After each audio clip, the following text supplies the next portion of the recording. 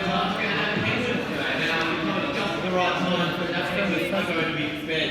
So we've got our penguins come out, and they're about to feed some of our penguins. Now, we have two different species of penguins in this enclosure. You may have thought that there were actually three, but there's two. There are two penguins right on the other end. Well, they look a little bit fluffy, they're a little bit different. They are actually king penguin chicks. So they're about 7 months old now, and they will lose that sort of downy, feathery covering in another couple of months' time. I think it'll look much like the king penguins, which are the taller penguins, kind of down that end of the enclosure as well. Now the other type of penguin we have in here are the Gentoos. They're the small ones. They're a bit more playful, a bit more excitable. Doesn't say the king penguins, they're a bit more regal and reserved. They also go very much here to the aquarium to see our penguins. It is penguin breeding season. This is what these nests full of flat rocks are all about. So these Gentoos, the males will collect little pebbles and make a pile of rocks which is their nest. Now the bigger the nest is, the more impressive that's going to be to the ladies. So it's always a bit of a contest to get as many rocks as possible. If these come up and down on some Antarctic islands, they'll pretty much completely strip and beach clean of the rocks.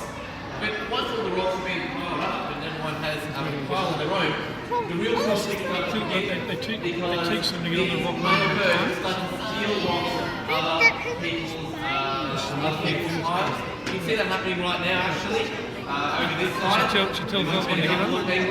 Which over into food, rocks and make their piles a little bit bigger and get the females. A lot of the females have actually already paired up, and we've actually got 7 eggs in here at the moment, which is fantastic news. Now we are feeding our both our Gentoos and our king penguins at the moment. When we feed our penguins, we do make sure they stand on a little platform, as you can see. Our king penguins stand on a rock, our Gentoos stand on a little stool down at the front here.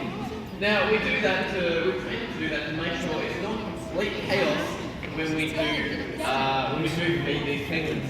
So we train them if they're standing on a stool or on a rock, then they get fed, and if they're not, well, they have to wait their turn. And it does make it a little bit easier for us to control who we are feeding as well. The video voice We there. need to make sure that these penguins get the right amount of vitamins each day. What we feed them here is usually a mixture of squid or whiting or other types of fish. But in the wild, they have a slightly different diet. We do make sure that they have fresh fish here, which means we can't get exactly the same sort of fish as they would be eating in the Antarctic region. So they would eat a lot of krill and squid as well, but they can't quite get fresh krill up here if we feed them. So we do feed them some fresh fish instead, and make sure they're supplemented with vitamins, so they're going to be nice and healthy. Now, the difference in the behaviour between these two species has got a little bit to do with their hunting behaviours as well.